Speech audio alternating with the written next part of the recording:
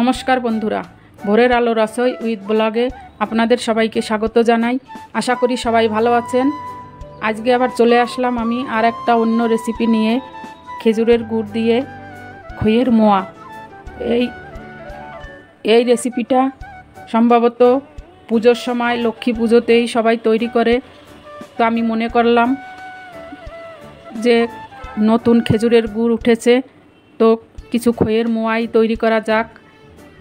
যখন তখন খেতে পারবেন, আপনাদের যখনই মন চাবে, খিদে লাগবে, তখনই আপনারা খাবেন। তো দেখুন আমি কি করে এই খইয়ের মোয়াটা তৈরি করি। তো শুরু করা যাক, আমার সাথে থাকুন, দেখতে থাকুন। তো শুরু করছি খইয়ের মোয়া।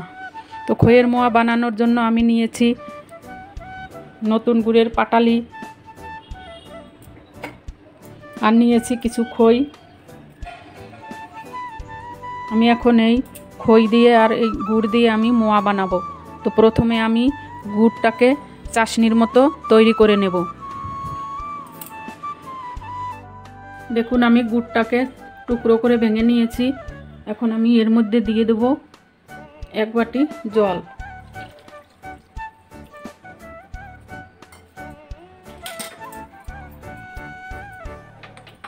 এখন আমি গ্যাসটা জ্বালিয়ে দিচ্ছি।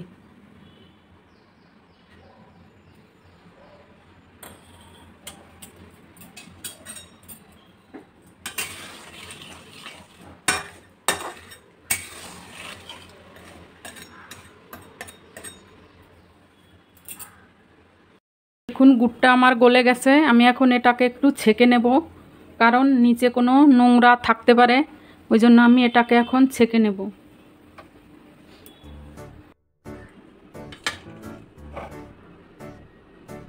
গুড়টাকে আমি ছেঁকে নিচ্ছি।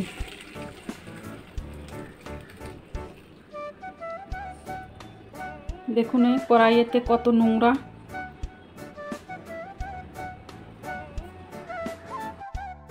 গুড়টা আমি 2 বার দিয়ে দেবো কড়াইতে।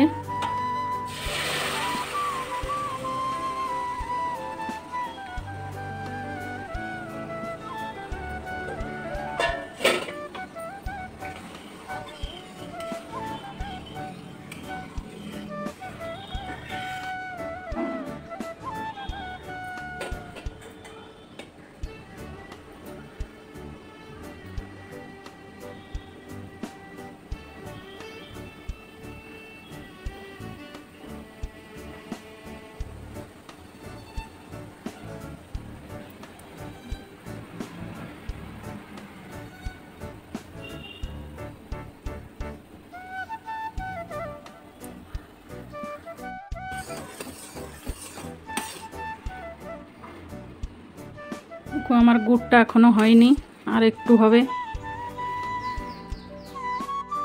গুড়টা আমার হয়ে এসেছে। দেখবেন যখন গুড়ের থেকে খুব সুন্দর একটা গন্ধ বেরিয়ে যায়, আর গুড়টার অবস্থা যখন এইভাবে অবস্থায় আসে, তখনই মনে করবেন গুড়টা হয়ে গেছে। এই দেখুন গুড়টা এইভাবে ধরলে এই সুতোর মতো হয়। এই দেখুন, তখনই মনে করবেন গুড়টা হয়ে গেছে।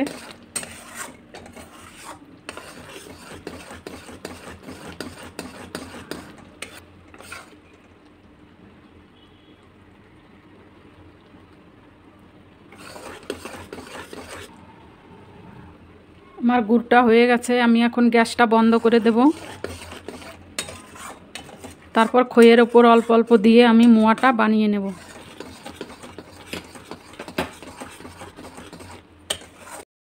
আমি এখন এই চামচ দিয়ে খইয়ের উপর গুড়টা দিয়ে দেব অল্প অল্প করে।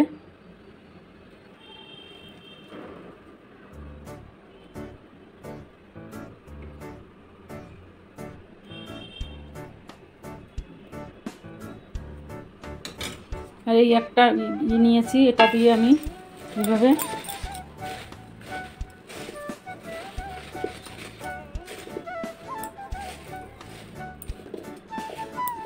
এটা দিয়ে আমি আস্তে আস্তে এইভাবে পুরো গুড়টা আমি খইতে মেখে নেব।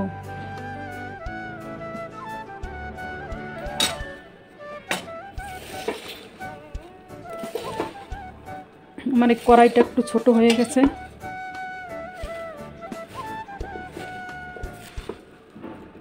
আমি এইভাবে আস্তে আস্তে সব গুড়টা দিয়ে খইটাকে মেখে নেব।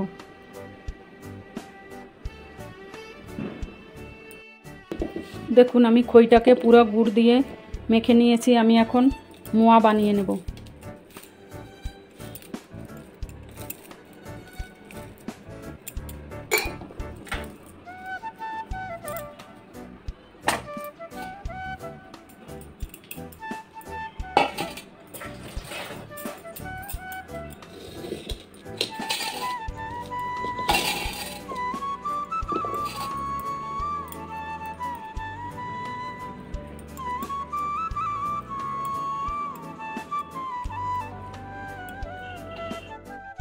দেখুন আমি এখন মোয়াটাকে বানিয়ে নেব।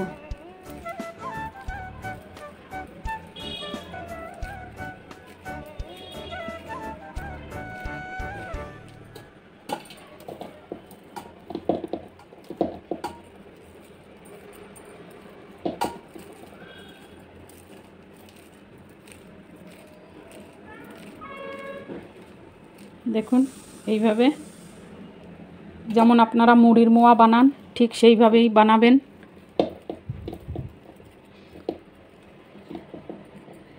এটা খেতে খুবই ভালো। আপনারা এটা অনেক দিন রেখে 1-1.5 মাস রেখে ঘরে রেখে অনেক দিন খেতে পারবেন।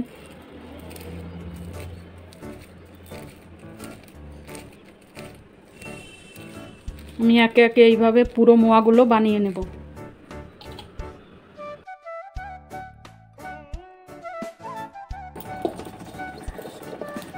দেখুন আমি একে একে সব মোয়াগুলো বানিয়ে ফেলেছি।